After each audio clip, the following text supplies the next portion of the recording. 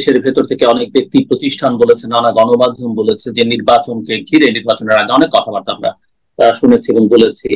নির্বাচনোত্তর পরিস্থিতি, নির্বাচনটা হয়ে গেছে এবং আমরা 14তে দেখলাম এক ধরনের নির্বাচন হলো, নির্বাচনের পরে সরকার 5 বছর পার করলো, 18তেও আমরা একই অবস্থা দেখলাম, 24ও হয়ে গেল, কয়েকটা মাস গেল। আপনি এই কয়েক মাসে সরকারের পারফরমেন্স, অ্যাটিটিউড, অ্যাপ্রোচ যাই বলি না কেন সেটা কেমন দেখছেন? একই সঙ্গে বিরোধীদের অবস্থা কি দেখছেন? তারা কি ভাবছে বলে মনে হচ্ছেন বা কি করছে বলে আপনি মনে করছেন? কারণ অনেকে ধারণা দেবার চেষ্টা করছিলেন, বিশেষ করে যারা সরকার সমর্থক বুদ্ধিজীবী বা সাংবাদিকদের একটা অংশ, যে এবার সরকার ক্ষমতায় এসেই নির্বাচনের পরে তারা গুড গভর্নেন্স এনশিওর করবেন, তারা পলিটিক্যালি স্পেস দেওয়ার চেষ্টা করবেন, তারা বিরোধীদের সঙ্গে একটা সমঝোতার চেষ্টা করবেন। তো সব মিলে ওভারঅল পারফরমেন্স আপনি এই কয়েক মাসে সরকারের কেমন দেখছেন? একই সঙ্গে অপোজিশনের পারফরমেন্স আপনি কেমন দেখছেন?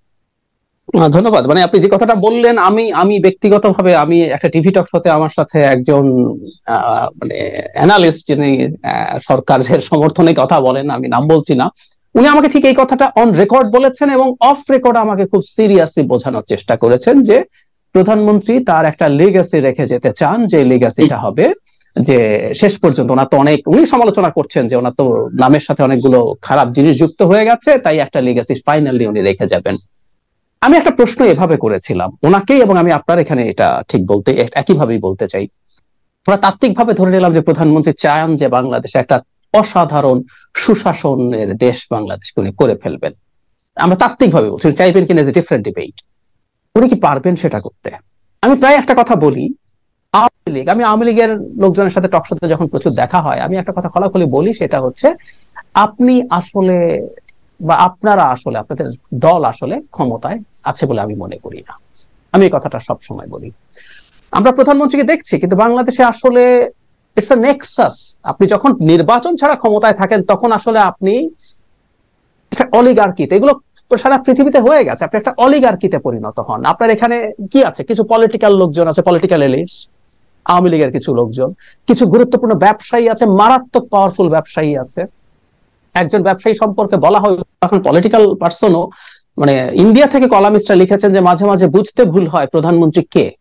এরকম ব্যবসায়ীরা, পাওয়ারফুল ব্যবসায়ীরা আছেন ওখানে, আমলারা আছেন, পুলিশ আছেন, এমনকি বিদেশি এজেন্সিজ আছে। এই আলাপ আলোচনা আমাদের মাঠে আছে, বিদেশি প্রভাবশালী লোকজন আছে, প্রভাবশালী দেশ আছে। ফলে প্রধানমন্ত্রী চাইলেও আসলে সুশাসন উন্নয়ন আপনি আসলে দিতে পারবেন না, নো ওয়ে। ইনফ্যাক্ট প্রত্যেকটা মানুষের তার নিজস্ব কতগুলো স্টেক তৈরি হয়ে গেছে, প্রশাসনের স্টেক তৈরি হয়েছে, পুলিশের স্টেক তৈরি হয়েছে, ব্যবসায়ী স্টেক তৈরি হয়েছে। আপনি চাইলেও পারবেন না, এবং সোফার এই কয়েক মাসে আমরা তার কোনো রিফ্লেকশন দেখিনি, এটা দেখবো না, দেখার কোন রকম কোনো সম্ভাবনা নাই, বরং আমরা আরো খারাপের দিকে যাব। এবং ওই যে বলে না, things fall apart, centre can not hold. এই যে একটা উপজেলা নির্বাচন হচ্ছে, বিএনপি যাচ্ছে না, খুব গুরুত্বপূর্ণ একটা খবর আমরা এর মধ্যে দেখলাম, রীতিমতো সিসিটিভি ফুটেজ আমাদের আছে। উপজেলা নির্বাচনে একজন প্রতিমন্ত্রীর শ্যালক যাতে নির্বাচিত হতে পারেন তার জন্য আওয়ামী লীগেরই, উনি বিএনপির লোকজন না, উনি আওয়ামী লীগেরই ওই উপজেলার যুগ্ম সাধারণ সম্পাদক, গুরুত্বপূর্ণ পদে আছেন, উনি নির্বাচন করবেন, তাকে রীতিমতো মাইক্রোবাসে তুলে নিয়ে গিয়ে পিটিয়ে টিটিয়ে ফেলে চলে এসছে। এই যে আপনি ক্ষমতার জায়গায় থাকা, আপনার একটা ক্ল্যান তৈরি করা, আপনি এমপি মন্ত্রী হয়েছেন, আপনি আপনার ক্ল্যান তৈরি করছেন, এই পরস্পরের মধ্যে যে সংঘাত, তাত্ত্বিকভাবে বলছি, আওয়ামী লীগ কি কেন্দ্রীয় ভাবে এটা চায়? এটা হোক, চায় নাই। আমি ডামির নির্বাচনে যখন ডামিদের সাথে আমিদের সংঘাত হতে থাকলো, সেটাও কি চেয়েছিল? চায়নি, কিন্তু পারা যায় না। সুতরাং আমি মনে করি বাংলাদেশ এখন কোনো কেন্দ্রীয় নেতৃত্বের হাতে আসলে নাই। বাংলাদেশ এখন ভেঙে পড়ছে, কেন্দ্র ভেঙে পড়ছে, বিভিন্ন জায়গায় কতগুলো গ্রুপ তৈরি হচ্ছে, কতগুলো নেক্সাস তৈরি হচ্ছে, প্রত্যেকে পরস্পরের সাথে ফাইট করে সে কত সক্ষম, সে কত শক্তিশালী, সে সেটা দেখানোর চেষ্টা করছে। সেটা দেখাতে পারলেই সে ক্ষমতার আরো বড় অংশ সে এনশিওর করতে পারবে, এবং আমরা সামনে তাই দেখছি। এটা হলো সরকারের দিক থেকে। বিরোধীরা, আমার কাছে ব্যক্তিগতভাবে মনে হয় তাদের যা করা উচিত, যেমন ধরুন আমি যদি 18 সালের নির্বাচনের কথা বলি, বাংলাদেশে এরকম ডাকাতির পর একটা দিন হরতাল হয় নাই। আমি এটা বিরোধীদের ব্যর্থতা বলে মনে করি। জাতীয় ঐক্যফ্রন্টে যে নির্বাচনে গেল, বিএনপি সেবার নির্বাচনে গেছে, এই ডাকাতি বাংলাদেশের না, পৃথিবীর ইতিহাসে রাতে সিল মারার, মানে পৃথিবীতে আপনি নানান রকম নির্বাচনী ম্যানিপুলেশনের ইতিহাস পাবেন, বাংলাদেশেও হয়েছে, কিন্তু রাতের বেলা ব্যালট বাক্স ভর্তি করে রেখেছেন, এই ইতিহাস আমার জানা মতে না, আমি খোঁজার চেষ্টা করেছি। তারপর একটা দিন হরতাল হয় নাই, আন্দোলন হয় নাই, এবং আপনি সরকারকে 5 বছর এক অর্থে থেকে যেতে দিলেন। আপনি শেষে এসে ফাইট শুরু করলেন যে আমি সরকারকে মানি না। ফলে শেষে ফাইট শুরু করলেন যখন এক্সটার্নাল ফোর্সেস বা বহিঃশক্তি আসলে একটা পরিবেশ তৈরি করবার ব্যবস্থা করে দিল। তার আগ পর্যন্ত তো তারা করেনি। আপনি 18 বলছেন কেন? আপনি 2014 নির্বাচনের 14 নির্বাচনের দিন থেকেই তারা আসলে সম্পূর্ণভাবে অফ হয়ে গেছেন। একদম তাই। তার মানে কি, দেখুন পরপর দুটো ইলেকশনে এই সরকারের মধ্যে কিন্তু আপনি একটা পারসেপশন দিতে পারলেন। সরকার কিন্তু বুঝলো আমি যদি ভাবে একটা নির্বাচন করে ফেলতে পারি, আমি কিন্তু 5 বছর থেকে যাব। বাংলাদেশের ইতিহাসে এই রকম অতি সমালোচিত নির্বাচনের কেউ পূর্ণ মেয়াদ সম্পন্ন করতে পারে না, আওয়ামী লীগ 2বার করলো। এবং ডক্টর রহমান, আপনি যদি দেখেন যে এই যে 24-এর নির্বাচন, আমরা 24-এর নির্বাচনের পরেও কিন্তু 7ই জানুয়ারির পর থেকে আজকে পর্যন্ত কিন্তু বিরোধীদের দ্বিধাগ্রস্তই মনে হচ্ছে। তারা কি কর্মসূচি দিবেন ঠিক করতে পারছেন না। তারা তার শত্রুকে, মিত্রকে, কার সঙ্গে তিনি বসবেন না, সেগুলো তারা কিছুই ডিসাইড করতে পারছেন। এবং আমি যতদূর জানি যে তাদের অন্যান্য রাজনৈতিক মিত্রদের তাদের সাথে যোগাযোগ তারা ঠিক মতো রক্ষা করতে পারছেন বলে মনে হচ্ছে না। একদম তাই। আমি ঠিক এই পয়েন্টে আসছিলাম। তার মানে খেয়াল করি, আমরা 14-র মতো একটা নির্বাচন হয়েছিল 96-তে। বিএনপির নির্বাচনটা আসলে করতে হয়েছিল কারণ আওয়ামী লীগ সংসদে ছিল না, তাকে সংবিধান সংশোধনের জন্য 2/3 লাগবে, কিন্তু সেই সরকারটা থাকতে পারে নাই। এরশাদ 86-তে, 88-তে কোনোটাই পূর্ণ মেয়াদ ইনফ্যাক্ট শেষ করতে পারে নাই। আপনি 2বার থাকলেন, এবং আমি আপনার পয়েন্টে আসছিলাম যে এখন পর্যন্ত সরকার যেভাবে থেকে গেল, আমরা মানি যে বিএনপি যখন আন্দোলন করছে তার উপরে নানান রকম অত্যাচার নিপীড়ন হয়েছে, এবং আমি এটাও মানতে প্রস্তুত আছি বিএনপির উপরে ওভার দ্য ইয়ার্স, এখন এই সময়টা অনেক বড় হয়ে গেছে, 15 বছর শেষ হয়ে গেছে, এই পরিমাণ অত্যাচার নিপীড়ন বাংলাদেশের ইতিহাসে হয় নাই। কিন্তু দিনের শেষে বিএনপি তো বিরোধী দল, মেজর যদি চিন্তা করি, এবং দিনের শেষে এই স্বৈরাচারের বিরুদ্ধে ফাইটের নেতৃত্ব তাকে দিতে হবে। এবং এই যে 3 মাস শেষ হয়ে গেল, এই 3 মাস যে শেষ হয়ে গেল, এই 3 মাসের মধ্যে কোনো সিগনিফিকেন্ট কোনো কিছু এখন পর্যন্ত আমরা দেখি নাই, এবং এটা সরকারকে সাহসী করে তুলবে। এট দ্য সেম টাইম আমি বিএনপির কৌশলগত একটা ভুলের কথাও বলি। অনেকে অনেক কিছু বলতে পারেন জিল্লুর ভাই, আমি বাংলাদেশের প্রেক্ষাপটে বহিঃশক্তি যে পরিবেশ তৈরি করছে আমি এটার খুবই পক্ষে আছি এবং খুবই পক্ষে কথা বলেছি। যতদিন পর্যন্ত তারা আমাদের গণতান্ত্রিক লড়াইয়ের পক্ষে থাকবে আমি সমর্থন করি। কিন্তু যে পয়েন্টে বলছিলাম, বিএনপি যত দুর্বল হিসাবে এক্সপোজড হবে সারা পৃথিবীর সামনেও, সেই সাহায্যগুলো আসার আবার প্রবণতাও কিন্তু কমে যাবে। এটা খুব জরুরি পয়েন্ট। সুতরাং বিএনপি যদি এইভাবেই থেকে যায় তাহলে দেখা যাবে আমেরিকা ইলেকশনের পর আমরা যেভাবে এক্সপেক্ট করেছিলাম সেভাবে তারা অনেক পদক্ষেপ নেয়নি। আমরা আবার এটাকে যুক্তও করতে পারি যে 28 অক্টোবরের পর বিএনপি যেভাবে একেবারে নির্জীব হয়ে গেছে, ইট মে বি আ রিজন যে ভারত তার উপরে রোল প্লে করেছে, ঠিক আছে, কিন্তু এট দ্য সেম টাইম বিএনপিও খুব বেশি দুর্বলতা প্রকাশ করেছে তখন। ঠিক আছে, যেটা ঘটে গেছে। এখন যদি সে তার শক্তি প্রদর্শন না করতে পারে, এই যে সাহায্যগুলোকে আমি কখনো মূল বিষয় বলি না, কিন্তু আমি এটাকে কেমিক্যাল রিঅ্যাকশনের ক্যাটালিস্টের মতো আপনার কিন্তু শক্তি যোগাতে পারবে। সেই শক্তি যোগানোর পথও আসলে করে ওঠা কঠিন হবে। এবং এখন একটা সামার শুরু হয়েছে, লোডশেডিং শুরু হয়েছে, দেশের অর্থনীতির অবস্থা ভালো না, মানুষ ক্ষুব্ধ। মানে আমরা এই ঈদের মধ্যে দেখেছি মানুষ শপিং করতে পারছে না। মানে একটা ক্লাস আছে যারা 10,000 টাকার পাঞ্জাবির দোকানে মানে হুমড়ি খেয়ে পড়ছে, একটা ক্লাস আছে। এট দ্য সেম টাইম ফুটপাতে বিক্রি কমেছে। আমাদের মেইন স্ট্রিমে বেশ কিছু রিপোর্ট আছে ফুটপাতে যারা ব্যবসা করছেন তারা কিছুই করতে পারেন নাই। সো এই যে মানুষের মধ্যে ক্ষুব্ধতা আছে, মানুষের অক্ষমতা আছে, মানুষ পারছে না কনজিউম করতে, টিকে থাকতে পারছে না, এই অসন্তোষটাকে না কাজে লাগানো উচিত বিএনপির। এবং এটা ইস্যু ভিত্তিক না, এটা হচ্ছে আমি তোমাকে মানি না, দাম কমাও টমা টাইপের না। আমি দাম কমাও বলবো আসলে যে সরকারটাকে আমি মেনে নেই। জিল্লুর ভাই, আপনি যদি ঠিক করি যে এই খেলাটা আমরা খেলবো, আমরা রেফারি মানি, তখন যখন জেতেন, একটা ফেয়ার ইলেকশনে যদি জেতেন, আমি আপনার সমালোচনা করবো, কিন্তু আমি আপনাকে সরকার বলে স্বীকার করবো, আমি আপনার পদত্যাগ চাইবো না। দেখবেন ভারতে এই যে কৃষি আইনের বিরুদ্ধে মারাত্মক প্রটেস্ট হলো 2-1 আগে, কেউ কি বলেছিল মোদী সরকার তুমি পদত্যাগ করো? কেউ বলে নাই। কারণ তারা এই সরকারটা একটা জেনুইন নির্বাচনের মধ্য দিয়ে এসে, আমি ওকে আবার সরকার মানে চাপ দিয়েছে আইনটা সরাও।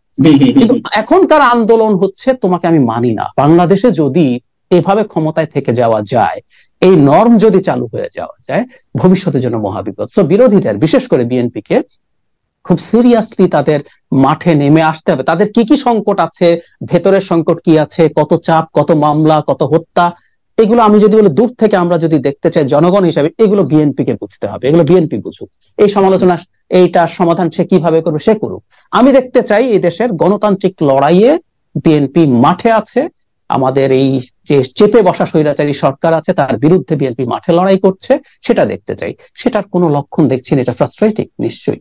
আরেকটা বিষয় অনেকে বলে থাকেন, বিশেষ করে এটা বা বিএনপির যারা প্রতিপক্ষ তাদের দিক থেকে এই কথাটা আসে, কিন্তু কথাটার কতটা যৌক্তিকতা বা বাস্তবতা আছে সেটাও একটু আপনি কিভাবে দেখেন আমি বুঝতে চাই। যে বিএনপি এ কথা ঠিক যে তারা তাদেরকে জিজ্ঞেস করলে তারা বলে হ্যাঁ আমরা তো যেসব ক্রাইসিস আসে সামনে সেগুলো নিয়ে কথা বলি, যেমন ধরেন দ্রব্যমূল্য, এইসব ইস্যু নিয়ে আমরা কথা বলি।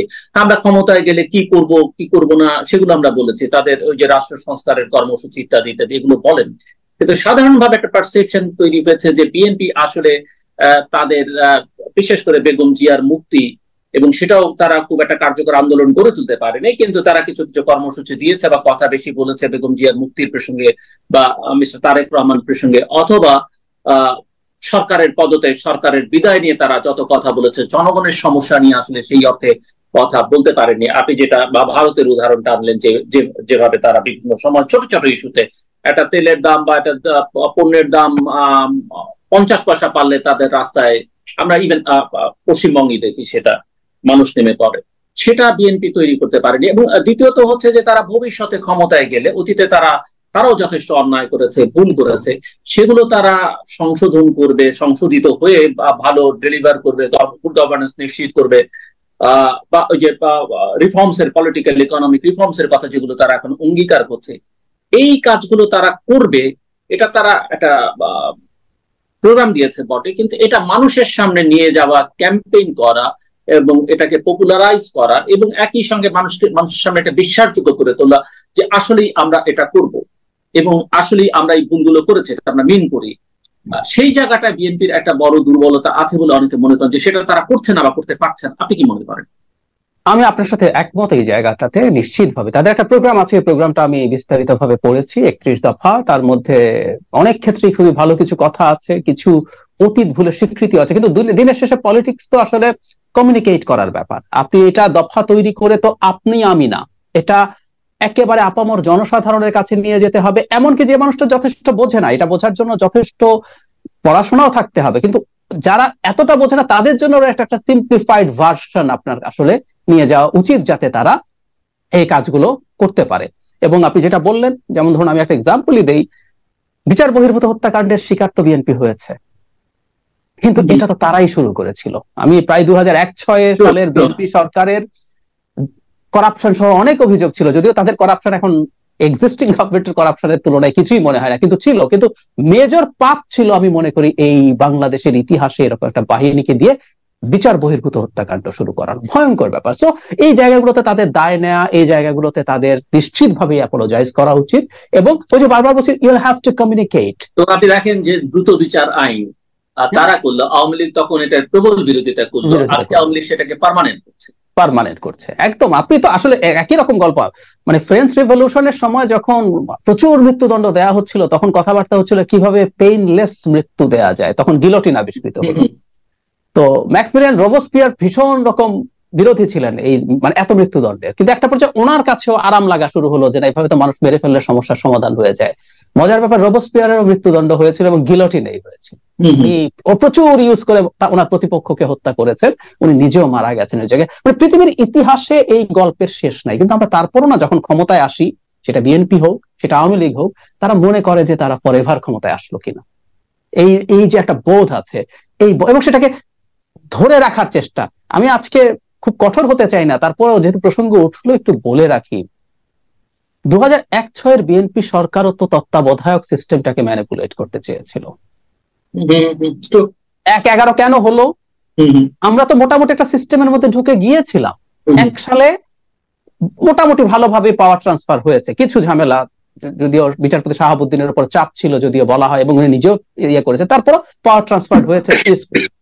6 কেন সেটা হতে গেল না? আমরা 22 জানুয়ারি 7 সালে একটা নির্বাচন ছিল, 14 সালে যেমন নির্বাচন হয়েছে সেই রকম, যেখানে আওয়ামী লীগ তার মনোনয়নপত্র প্রত্যাহার করে ফেলেছিল। 1/11 না হলে তো সেটা হতো, এবং বিএনপি হয়তো চেষ্টা করতো একইভাবে 5 বছর ক্ষমতায় থাকার জন্য। সুতরাং এই যে আরো পেছনে আমরা যাই, 96 সালের 15ই ফেব্রুয়ারির মাগুরা কি দরকার ছিল বিএনপি? মাগুরা কি দরকার ছিল? কি দরকার ছিল? ছোট্ট